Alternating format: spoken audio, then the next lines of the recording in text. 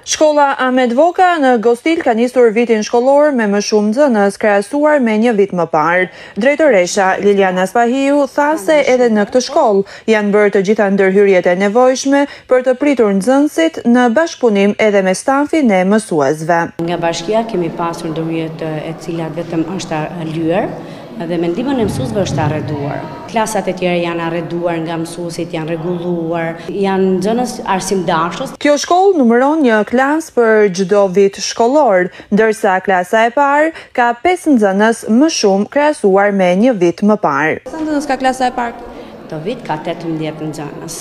A ka pas largime në shkollën tuaj krahasuar me vjet, shifra 168 si qëndron?